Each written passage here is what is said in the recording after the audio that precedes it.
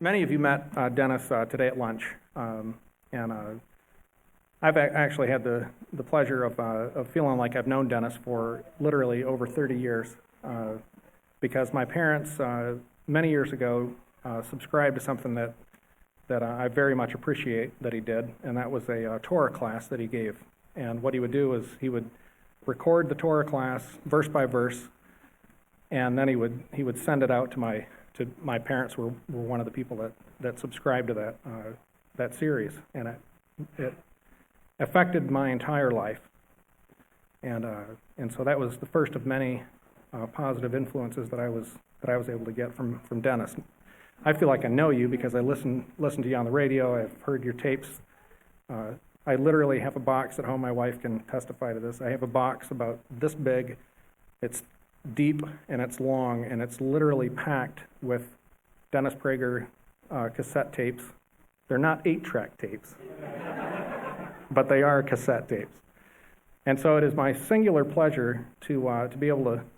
I'm shocked, actually. I keep pinching myself because I never thought that I would be able to introduce Dennis Prager at the assembly. I shared with him last month that he is one of the most. I think he's probably in the top 5 most influential people in my life in a positive way. And so it's my singular pleasure to be able to introduce him. And so Dennis, please come.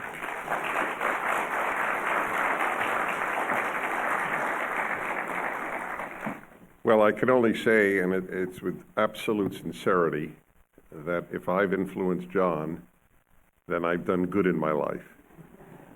Because he's an extraordinary human being, and I'm amidst extraordinary people. James King, Ferris Wilks, your spouses, the Wilks family, you people here, your children who opened the door for me every time I walked by a door, and they didn't know who I was, just that I was an adult. And I tell you, it's like you've all heard, of course, the Antichrist. This is like the Ant of New York. I'm from there originally, so I know of what I speak. There are wonderful people in New York, obviously, and there are probably a few not great people in Cisco. But the lack of jadedness, the openness, the lack of guile is something to behold, and I reveled in it.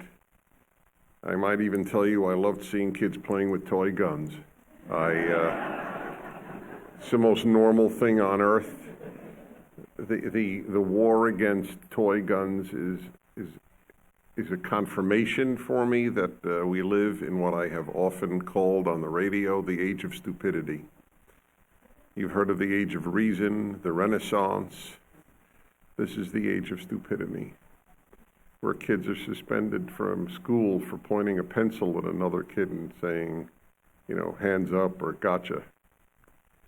So you have something extremely rare here, and it's always good to hear it from, so to speak, a foreigner, from somebody outside, because everybody needs reaffirmation. So if I can offer reaffirmation for what you do and have done, I'm delighted to do so. Now, frankly, I would love to be here for my usual 2 hours, but I only have an hour because I have to get back to the other coast. I go back to LA tonight, and I go to New York tomorrow night. So they're both very different from here. I have taught the Torah my whole life, my whole adult life, after studying it in Jewish schools until the age of about 20. I studied it only in Hebrew. I still have to translate from Hebrew to English whenever I cite the Torah. I am thoroughly of the belief, and you live my belief, that either the ideas and principles are good for everyone, or they're not good for anyone. And I say to Jewish audiences, and I always said before I gave my classes, which increasingly non-Jews were taking. It was at a Jewish seminary, but increasingly non-Jews until it was half Jew and half non-Jew. And I would say, look, the idea that it's only good for Jews is like saying that vitamin C is only good for Presbyterians. It makes no sense. Either vitamin C is good for everybody and therefore also good for Presbyterians, or it's not good for Presbyterians and anybody else. It can't be that it's only good for one group. There may be specific aspects to a group, but if the principles are good, the principles are good. And you live it. You are the embodiment of my dream of people who don't happen to be Jewish by birth, living by conviction what the Torah says you should live by.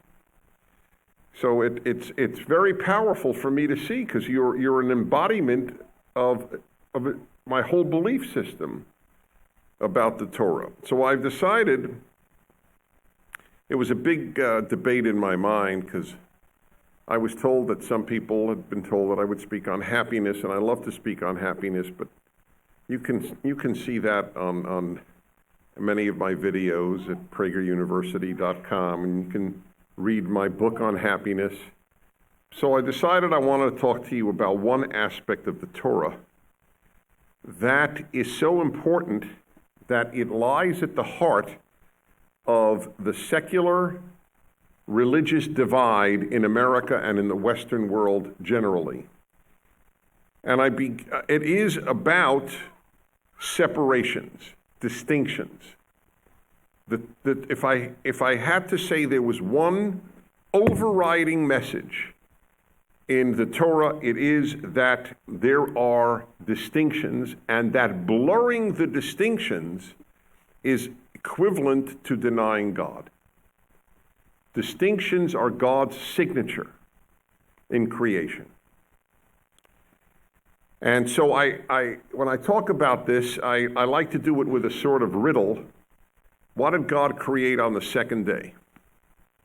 And I'll never forget, I asked this question to 1,000 Christians in Colorado Springs at James Dobson's place, Faith, what is it again? Focus on the Family, right, at their headquarters there. And there were a lot of pastors, and nobody raised their hand. And now, of course, it was played on me, and I didn't raise my hand, and I'd been teaching this my whole life. God created on the second day separations. So separations is my subject, because separations is what it's about. And I'm going to give you, 1, 2, 3, 4, 5 separations that are intrinsic to the Torah and its message. The first is life and death. To understand the Torah, one thing you must understand is that the Torah is there to reject Egypt.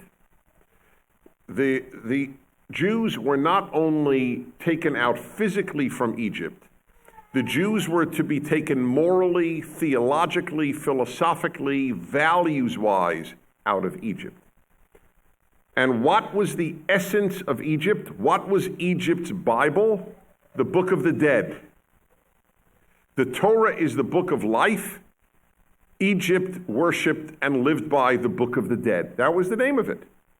The pharaohs were buried with live human beings to accompany them into the hereafter. Now, of course, the Torah affirms the hereafter. You cited verses here, right? And he was gathered unto his kin. It can't possibly be physical. He wasn't buried with any kin.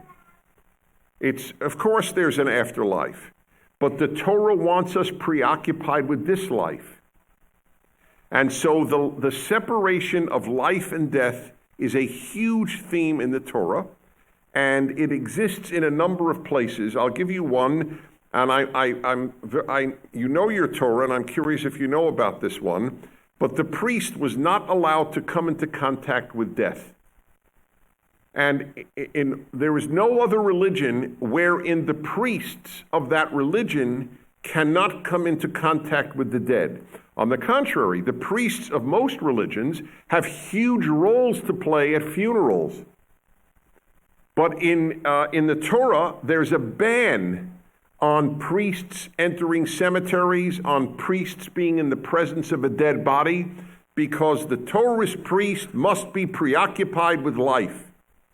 A second example is not having intercourse during the menstrual period, during the woman's menstrual period. Menstruation represents death, would-be life is not a life, it's a form of death. Intercourse is the ultimate producer of life. That's the reason for the separation. It's not in order to teach couples self-discipline. That is a byproduct, but not the purpose. If the purpose were discipline, then there would be a ban every month till death, till the couple died, or till one of the couple died. But no, after menstruation, have a great time, in the hopes that you want to have a great time after menstruation. But that's not what it's about. It is again about the separation of life and death. Jews even take it further in something that we call rabbinic law, which is post-Torah law, and that is that we don't eat milk with meat, because milk represents death and milk represents life.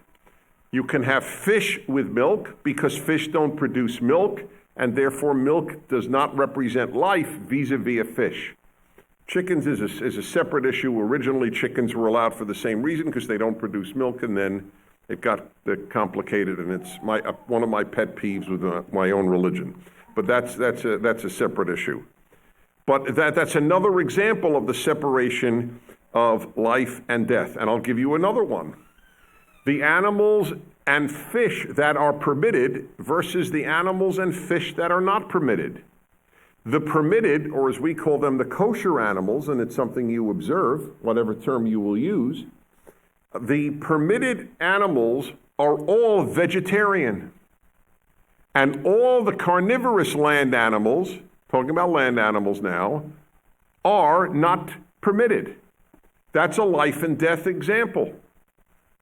The vegetarian, not all vegetarian animals are permitted, but all the permitted animals are vegetarian, and all the carnivorous land animals are not permitted.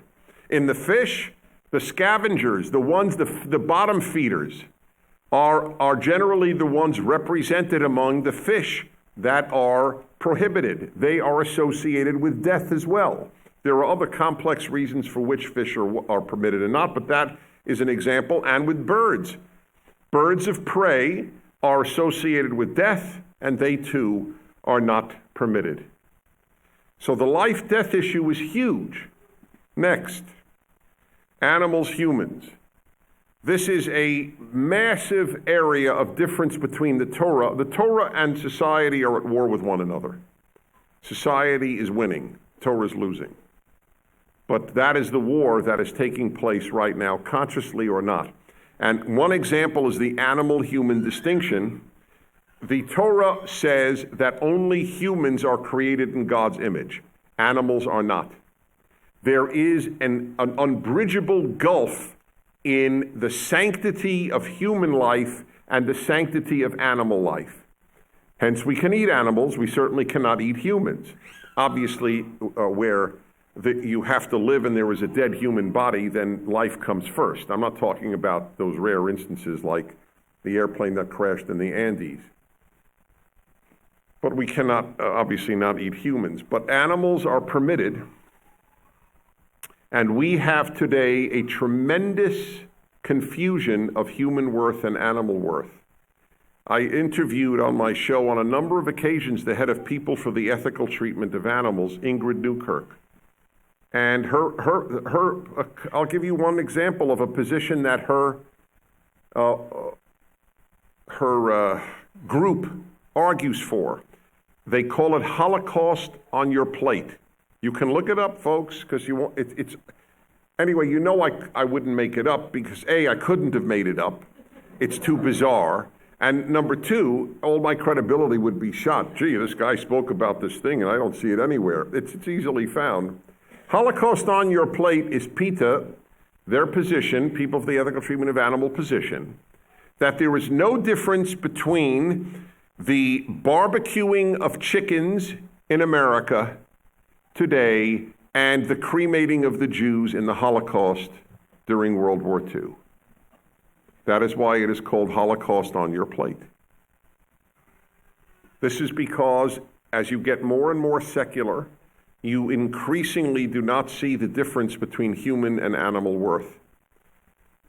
There are women who have called my show and said that I'll never forget the woman who called my show, said, I have 2 daughters and I have 2 dogs or 1 dog. If my dog died, it would be as painful as if my daughter died. And I said, come on, I understand it'd be painful, but you don't mean as painful. You mean you'd flip a coin whether your daughter died or your dog died? And she said, well, I couldn't choose. You have no idea. And of course, the question that I've now asked for almost 40 years, would you save your dog or a stranger first if both were drowning? And 2/3 for 40 years have voted that they did not vote for the stranger. Because I love my dog, I don't love the stranger. It's one of the most important questions I ever came up with, not just to show about the obliteration of distinction between human and animal, but to show how when you're not guided by God's law, you're guided by your heart. I love my dog. You're right. If you're guided by your heart, save your dog first. In fact, if you're guided by your heart, save your hamster first. And I ask people who say that, well, what if you love your hamster? Then save your hamster first. What's higher than love? The answer is God is higher than love. Yes, God is love and all that, but God is still higher than love. The human-animal distinction is huge. The reason I would save a stranger, if you were drowning and one of my 2 dogs were drowning, even my wife, who loves the dogs more than I do, would save you. And the reason is that she and I are guided by the belief that we are created in God's image and our beloved dogs are not. Number 3, God-man. God is God and man is man. And what we have today is a belief that man is God. That was what Marx said, and that's what Engels said.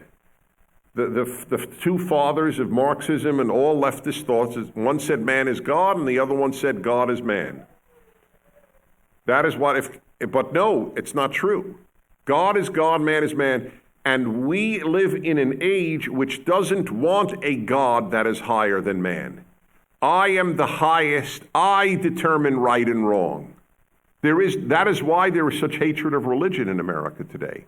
Because those who really want to substitute themselves for God as the authority, they don't want those of us who believe God is the authority. That's what the battle is ultimately about.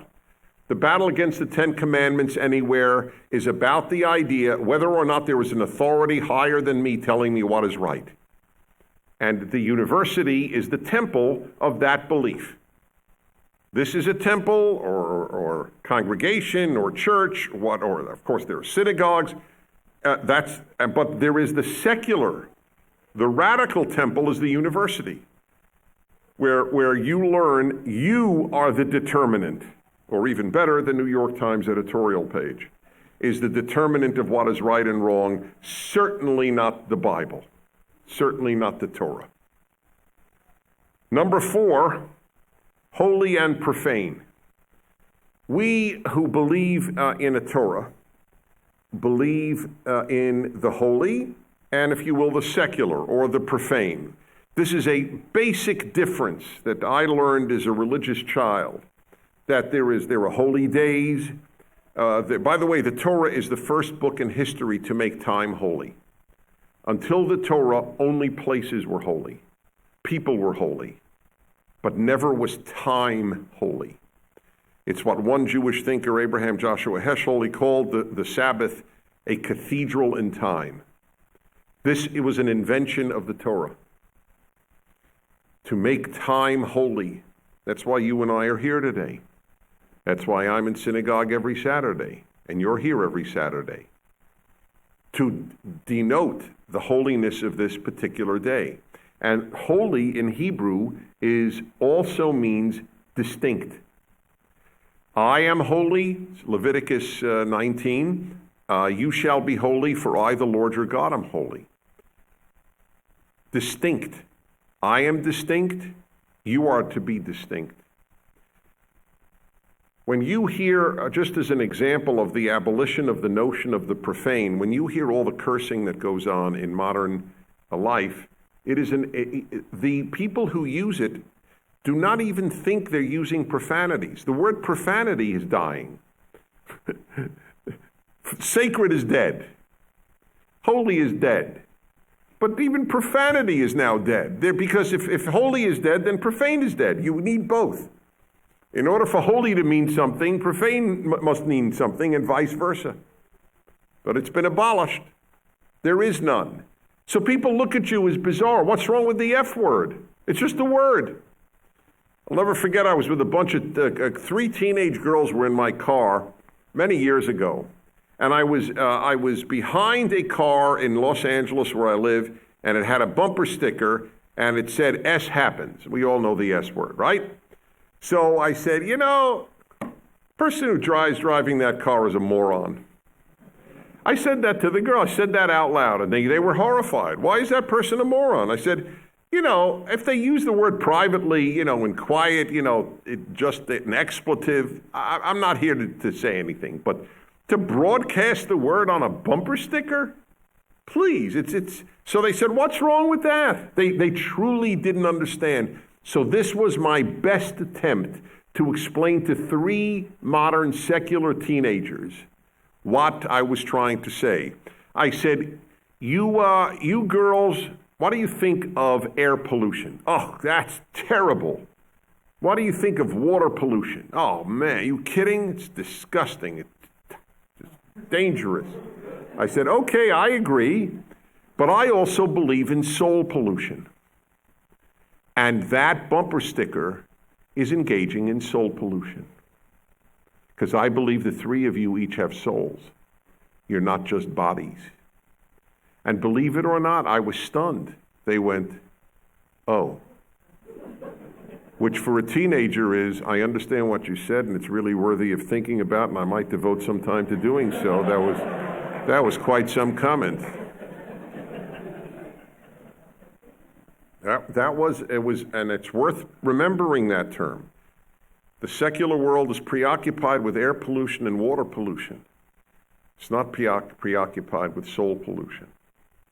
And the results are very clean bodies and very polluted souls. Holy and profane is a huge, huge distinction in the Torah that we should be fighting for. And finally, and I can't say the most important because they're all important, but the one that really resonates with me is the distinction between good and evil. Right? I mean, woe unto them who call good evil and those who call evil good. I think it's Hosea. And we live in that age. You'll learn that in school. You'll learn that in college. One man's terrorist is another man's freedom fighter. Right? That's the way it works. Who are you to call this evil? It's just your personal opinion. There is no evil. It's all a matter of personal opinion. It's all subjective. And the Torah comes and says, no, there is a good and there is an evil. And by the way, there is only a good and an evil that are objectively true if there is a God. No God, no good and evil. There are just opinions. Good means I like it. Evil means I don't like it. That's all it means. And we are living in this age that confuses good and evil and accuses those of us who make such judgments as being judgmental. Their judgments are okay. Our judgments are judgmental. It's not like they don't make judgments. I'll never forget in college, same teacher would teach me one day that good and evil are completely subjective, and then the next day announced that the war in Vietnam was evil. So I even remember saying, Professor, I'm just curious, didn't you just tell us that good and evil are a matter of opinion? And now you're telling us that the war in Vietnam is evil. Well, everybody knows it's evil. It's like he didn't hear on Thursday what he had said on Tuesday. It was one of the times that I realized that what I was studying in college was the antithesis of what I had studied in Torah school. In fact, I have an article on the internet you would love, How I Found God at Columbia. So if you can remember to look it up, you'll really enjoy it. And I remember I was at graduate school at that supposedly prestigious university, which is morally so confused. I think the average 15-year-old here is much clearer about good and evil than the average PhD at Columbia. And I walked around and I was going crazy because every big idea I was learning I thought was wrong. I was learning that men and women were basically the same. The boys don't really prefer toy guns and trucks. They're just given them, so it's a sexist upbringing. They, give girls trucks, they'll love trucks. Give boys tea sets, they'll play with tea sets. Because I don't know if anybody actually did this in real life. You give a boy a tea set, he uses them as frisbees. And, they have the half-life of 2 hours.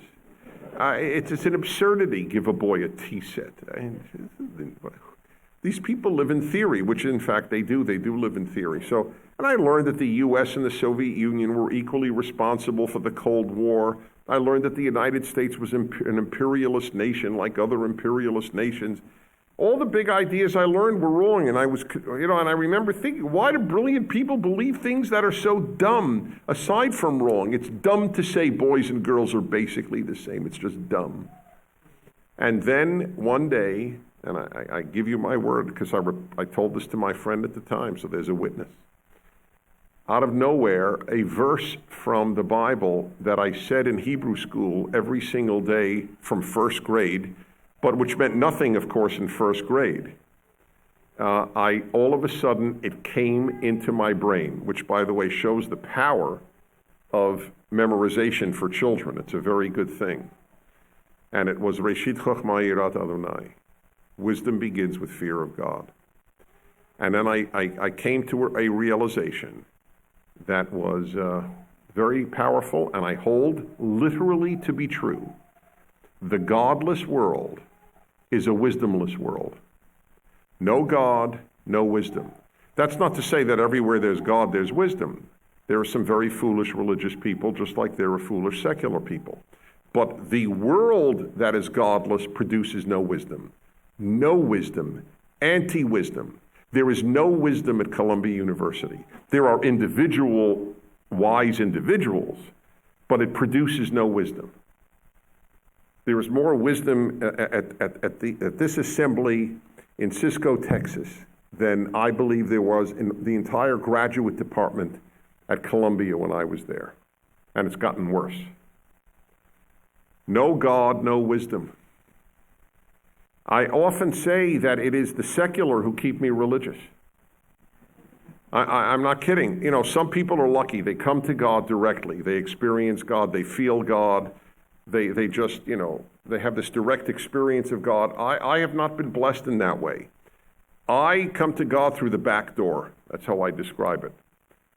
Immersed in the secular world, I realize there is a God. In all honesty, if Columbia had produced wisdom and moral rectitude, then I would be challenged. But it doesn't happen. And it doesn't happen at any of the secular universities. One is worse and more morally confused than the other. I told you about the male-female distinction. Or did I not tell you about the male-female? Did I mention that? No, I didn't think I did. Well, then there were 6 distinctions. And this is the biggest war right now. The male-female distinction. When God creates the human being, it says God created Adam, meaning human, Zachar u'nekeva bara otam. Male and female, he created them. Doesn't say that when God creates animals. The male-female distinction in animals is essentially inconsequential. It's just biological.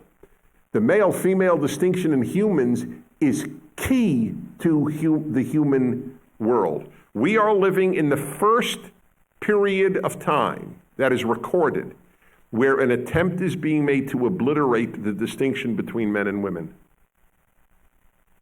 And I mean it. I just read on my radio show, Reuters, one of the 2 biggest worldwide English language news services, now for its employees has 9, is it 9, is that right? 9 choices under gender.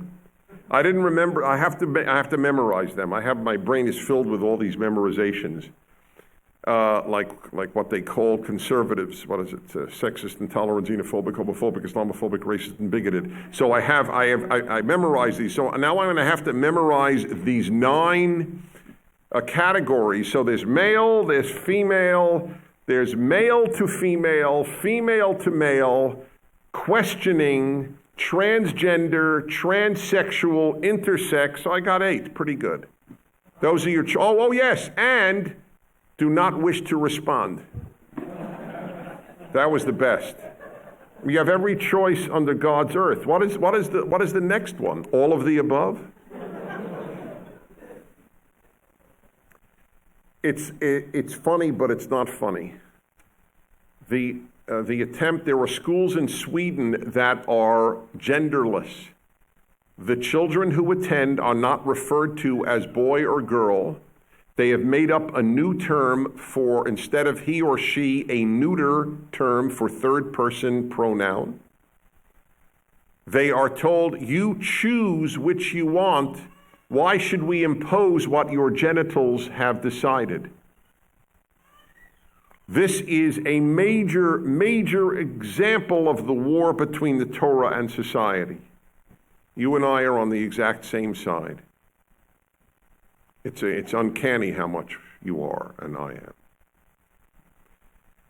That male-female distinction is, that's at the heart, in my opinion, of the problem with same-sex marriage. My heart does go out to a person who cannot be attracted to the opposite sex. I have to say that. But the movement to same-sex marriage is part of what I fear terribly, and that is the obliteration of distinctions in gender, because the definition is it doesn't matter the sex of the person you marry. By the way, that is the first in recorded history. No pagan civilization ever had that. This is brand new in the history of the human species as we have recorded.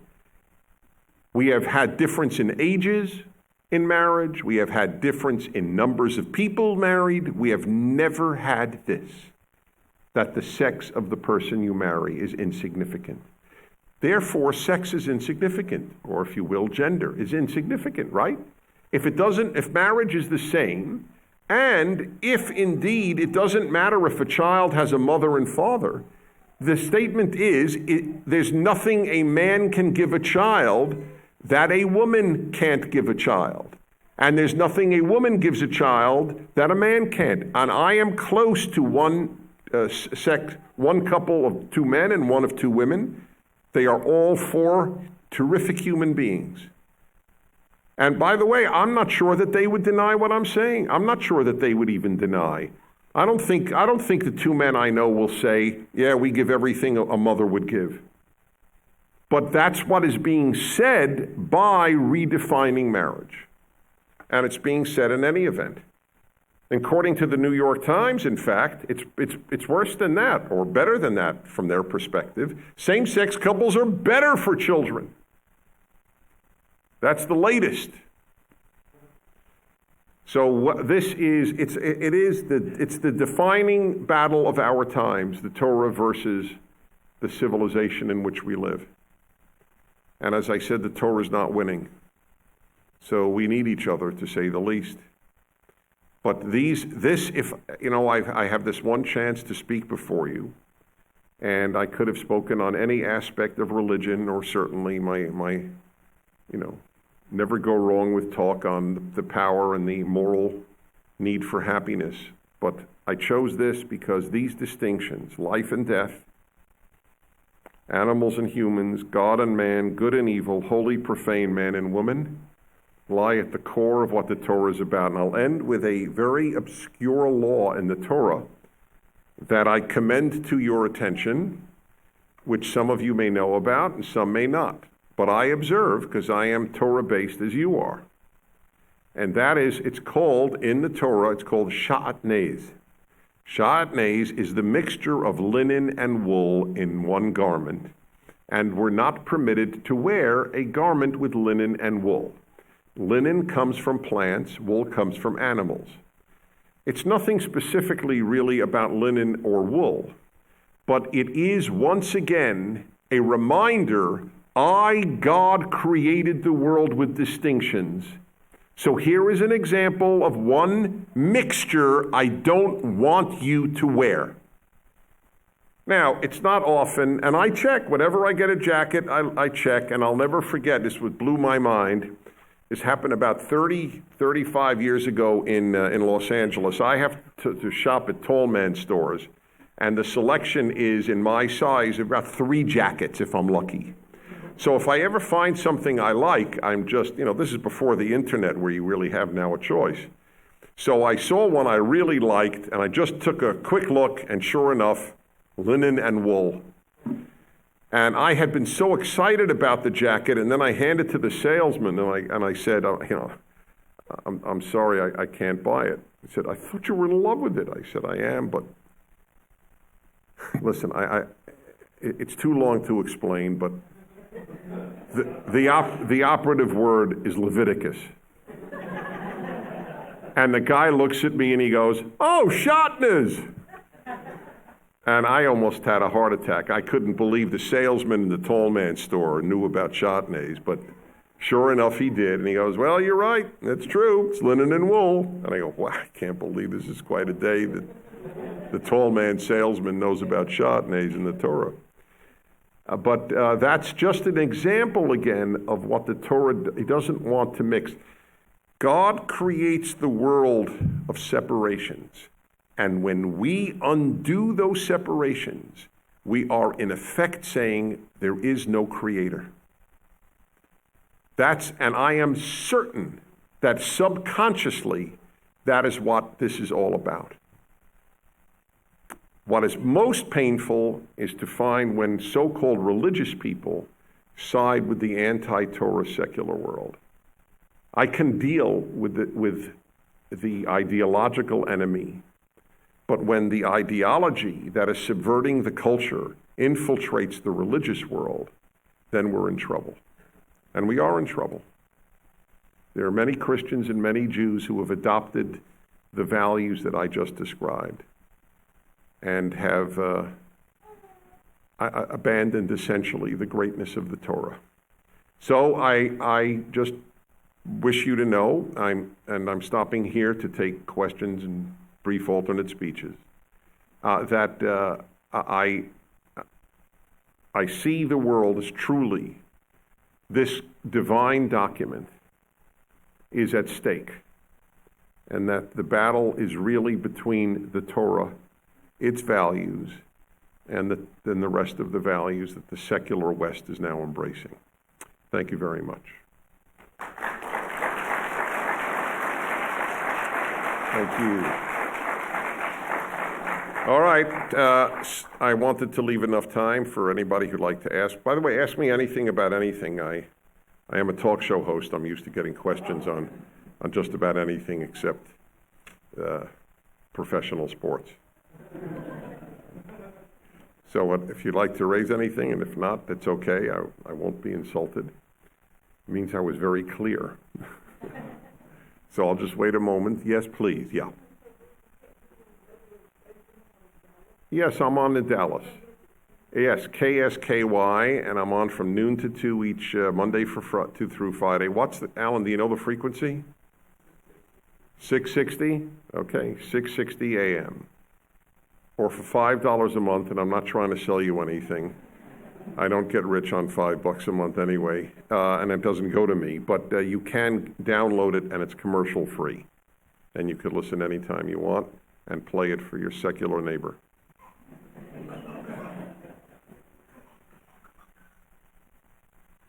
Yes, please. I was raised in Brooklyn, New York. I was raised an Orthodox Jew, went to Jewish schools. Half the day was religious studies in Hebrew, half the day were secular studies in English. And then I moved at the age of 27, a couple of years after graduate school, to California. I should have parachuted out over Texas. It was I have Texas values much more than California or New York values, but that's where God took me, as they say. Yes, please.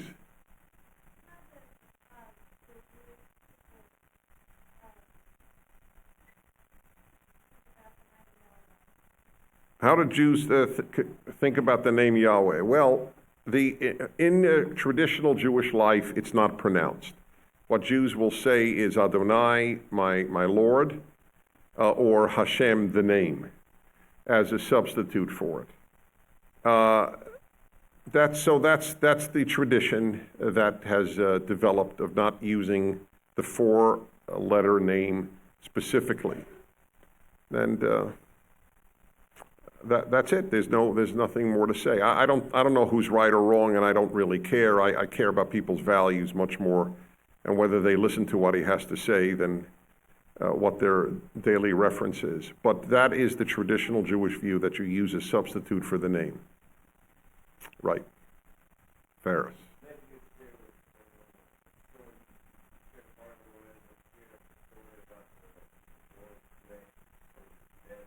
Oh, well, okay. This I shared with the Wilkes family and and others who were there. I was a number of years ago, I was invited to be what they call scholar in residence at a synagogue in Manhattan. And so that means I spoke Friday night after services, and then Saturday during services, and Saturday after services, and then Sunday morning. So Friday night I was supposed to speak after the dinner, after services, but they have the kids come up, the younger than 12 or 12 and younger kids come up for the final prayer, and the rabbi spontaneously said, Mr. Prager, our scholar in residence, why don't you come over and say a few words to the young people? And by young, he was right. We're talking between 6 and 12. So it's okay. I'm used to being called up, and that would be fine. So I said, all right, you know what? In front of this large congregation of adults, I would show them what I suspected would be the result of the question and show that this is a problem. Of course, a lot of the adults would have not seen it as a problem, which is a problem in unto itself. So I said, okay, kids, here's a question. How many of you own a pet? And virtually every hand goes up. How many of you who own a pet love your pet? And all the hands that were raised the first time go up. Okay, here's my question. And only those of you who have a pet and love it answer. If your pet were drowning and a stranger, some person you didn't know, I know you'd like to save both, but which would you try to save first? The pet you love or the stranger? And I'm sorry to say, every kid but one raised his or her hand for their pet. There was one kid who raised it for the stranger. And I said, okay, you would save the stranger first? I said, yes, I would. And I said, and do you have a pet that you love? Yes, I do. And may I ask what your pet is? A goldfish.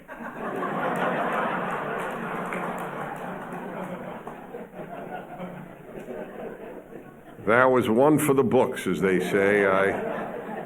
If you deal with enough people enough time, you will hear anything, and that was in the category of anything. The funny part was the kid was totally serious. He wasn't being, phony or wanted to make a joke, but he found this non-problematic. And so you could really chalk that vote up as unanimous against the stranger, unfortunately. And as I said, the bad thing is, you see, when I started doing this 40 years ago, I would then say to the adults, your kids are voting for an animal over a stranger, and they would be horrified. Now I tell the parents, and they go, what's wrong with that?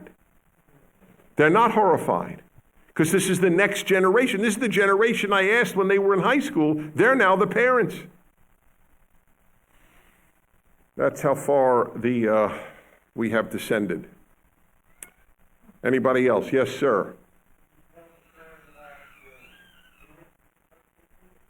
Oh, that's really funny. This is Prager Funny Stories Day here in Cisco. You heard it again on, you got it on YouTube? You found it on YouTube? I didn't know it was even on YouTube, but I guess much, if you're a public person, much of your life is now. You know, I actually look up things that I have to do on YouTube, not YouTube, on the internet. God, I knew I had a speech in Minneapolis. Where is it? And I just put in Prager, Minneapolis, then, October, and okay. It's eerie. There are pictures on the internet of me playing the accordion. I don't even know who ever took a picture of me playing. I'm amazed there were none of me in the men's room. I tell you, it's a truly intrusive world, but it's okay. Anyway, very, very briefly, I do have an inordinate number of stories that are embarrassing. This is up there. When I was a bachelor in my 20s, I kept a rather not neat apartment, shall we say. It was very messy. I had newspapers and magazines strewn all over the place. It was not filthy, but it was very messy. How messy? I think you'll find out from this story. One day, my car was broken into. A boulder was thrown into the back window. Guys got in and stole. In those days, you had your own separate car stereo. So they stole my car stereo. And in those days, police would actually look up. Today, I don't mean car burglaries, or maybe the whole car, but inside, I don't think the police show up anymore. But anyway, I called up the New York Police Department. I was living in Queens, and I told them, and they came to write a report. I get a knock on the door. I open the door. I see two police officers. They take one step into the apartment. They look around, and one of the guys goes, "Holy," fill in the word, "did they do a job?"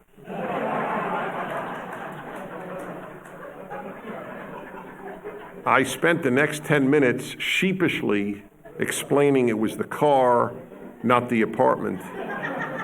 It was a terrible 10 minutes. Yes, sir.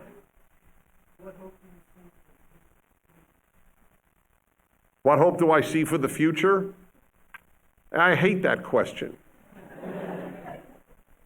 The trend is bad. It's not hopeless, but it's bad. What bright spots? Cisco. You're a bright spot. No, I'm serious. You're a bright spot. I mean, it's not just, if it was just Cisco, then it's that the game, it looks pretty lost. You're down by 72 in the bottom of the ninth, and a crippled batter is up. It's not, it's not, yeah, I mean, because if it was just, it doesn't matter that, I don't mean just Cisco. If it was just any one place, we would be doomed. You're not, thank God, alone. But I think that clarity is our great friend. And I know my work on my daily radio show and through my Prager University, where we offer 5-minute, very professionally done courses from some of the finest minds living today to undo the damage of the university. If you will undo the damage of the anti-Torah world, that's really what it ultimately amounts to. And if you watch it, you'll see what I mean. And they're just 5 minutes. That if this stuff starts to get very widespread, I believe you can change a mind in 5 minutes. I really do. Not every mind. There are minds that are not changeable because, as I say, for example, leftism is a religious belief. And those who hold it as a religious belief are not susceptible to having their minds changed just through sheer argument. But that's a small percentage of the people. Most people are open to having their minds changed. And if we work on doing that, and then through the internet and through other ways it starts to proliferate, what's the word, viral? Then I think you can change. I know I meet people regularly, and and I'm just one person, who tell me that they change their minds hearing these ideas. That's why you're obligated to learn the arguments. It's not enough for you to lead a good life. You have to be able to argue for your good life. They're two issues independent of one another. You are morally obligated to be able to make the case for, what do we call it, Torah values, Judeo-Christian values, I don't care. But these God-based, Ten Commandments-based values, we have to learn to make the argument. They're not complex. If there is no God, for example, if there is no God, there is no good and evil. There are only opinions about good and evil. Good means I like it. Evil means I don't like it. That's all it means. It's taste. And I wrote this up as my syndicated column last week, and all over the internet are attacks on me. I'm an idiot. I'm stupid. I'm a moron. Asinine. They hate being confronted. There isn't one argument against it. It's all what a fool I am. But because it's not answerable, that's the fact. I'm not saying it's a fact God exists. That I believe it's a fact. But it is a fact that if God does not exist, murder is not wrong. It's only a matter of personal opinion whether murder is wrong. You must know that, you must memorize it, and you must understand it. The consequences of secularism. Europe is disappearing. Religious people have children. They teach you at college that the difference between having children and not is affluence, that the affluent don't have children. Really? Well, how do you like the affluent Christians, the affluent Catholics, the affluent Mormons, the affluent Orthodox Jews who do have children? How come? Not the affluent secular. They have 0 to 1. Germany is disappearing. Russia is, disappearing. They are on, I don't know what will turn them around. And what they do is, in order to keep up, forget Russia, because Russia doesn't even have a social welfare system. But to keep up the German social welfare system, because they don't have enough young workers, they import millions. They import millions to France. They import millions to England. But these people don't tend to share their values. So in order to keep the social welfare state alive, they import people that don't hold their values. So they're committing suicide both demographically and morally. So these are arguments you need to learn. I invite you all to visit prageruniversity.com. Yes. I'm sorry? Well, all generations' hopes lie with their children, but only in the sense that they'll be around longer than we will. But the hopes really lie with us, because we're the ones raising our children. I want to talk to adults, because adults influence their children. So it lies with both generations. I'll never forget when I first started lecturing in my early 20s, people would come to me after the speech, and an older person, whatever that old meant then. Old today and old then are not the same, and I'm not saying this because I'm getting older, it's just a fact. Old gets, people are healthier much longer, so obviously old gets older later. But anyway, an elderly person would come over to me and say, it's a great speech, but it's not important that my generation hears it. It's the young who need to hear this. And I remember saying, and I was 25 years old, and I would say, it's not important that you hear it? You mean, what, do you stop living at 75? You're insignificant at 80 or at 60? I don't get it. I said it when I was a kid. I'm not saying it now as self-justifying. I never thought that the 80-year-old is just as significant. Yes, the 20-year-old will be here longer, but the 20 will be 80 also. Then they lose their significance. So it hopes the best, if I could influence only one generation, it's the parents. Then I get them and I get their children. Sir. Information in Spanish. Actually, it's interesting. First of all, some of our videos are in Spanish with Spanish subtitle. We're increasing our budget and we're going to put more and more out in Spanish. It's a very, very good question and a very important thing that we're aware of to do. Also, I wrote an article, an open letter to Hispanics. If I could retitle it, it would be Latinos, because Hispanic is it means a meaningless word. But anyway, it's an open letter, and that is also in Spanish. But increasingly, we are going to be doing that. You're entirely right. It has to be done. Yep, that's correct. Anybody else? I have 5 more minutes. Yes, please.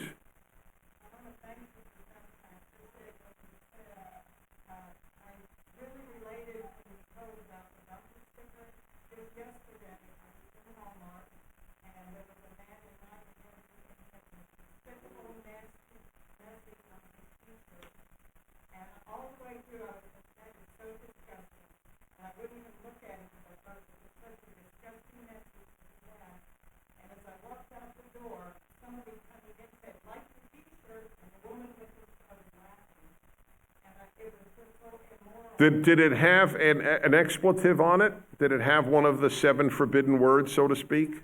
Or just the message? Well, can you? Okay, anyway, yes. Yeah.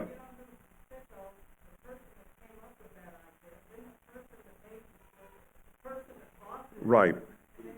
Yeah, it's like I've announced on TV, on my radio show, I've said, if you work for MTV, there's a good chance you're going to hell. So I certainly know what you're talking about. I've said that on a number of occasions. Said you really, really better consider penitence if you've worked on MTV. It's been the single most destructive force for this generation in the United States. And the latest Miley Cyrus MTV Awards exhibition was a good example. If you're not familiar with it, you didn't miss anything, but I have to be familiar with it. I'm a garbage collector, and so I have to know where the garbage is. But you know what bothered me more than him? Right, well, this is what I want to address. What do we do? What bothers me more, there were 2 things that are very painful. Did you all hear the story about this obscene T-shirt about this guy in Walmart? Which city was it? In Abilene, okay, right. And you know, we who live in the big cities on the coast think, oh, Abilene, the heart of America, heart of Texas. And here, there are 2 things about the story that are distressing. One is that somebody said, I love your T-shirt. Because it just obviously reinforces the nihilistic message that this person is conveying. And the other is that you felt you couldn't say anything. And I completely understand that. We have been silenced because 2 generations ago, I can't even say 1, 2 generations ago, and throughout American history, every adult felt that they were bringing up every kid. And so you would say to a kid, hey kid, what are you wearing that for? Right? Or whatever variation on that theme. That has died. And so, first of all, you might fear you get punched. I mean, you just don't know. You don't know. So those 2 aspects of that story are more troubling to me than just the guy's T-shirt. That you felt totally understandably you couldn't say anything, but the reinforcer could go, great shirt. Big problem, big problem.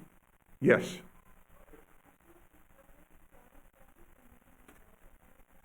I still do Torah studies and I make notes available. I completed this about 5 years ago. It took me 25 years. You can download it from where? Prager Store? Got a lot of websites. It's pragerstore.com has the downloads. And I mean, that John did this so long ago is so touching to me. I mean, everything started because of that. That's why I'm here. It's why we're working together. And It's very, you never know. That's the hope. You never know where good look, if Khomeini started the Iranian Revolution with cassette tapes. Yeah, he would make these cassette tapes in France. They were smuggled into Iran, and that's how it was done. So if the bad guys can do it, then the good guys have to do it. We got to smuggle good tapes to counter bad tapes. With that, I want to just thank you. I wish you a Shabbat Shalom. I truly feel that I have spent a beautiful Shabbat here, and I thank you for that and for everything else. God bless you. Thank you. Thank you very much.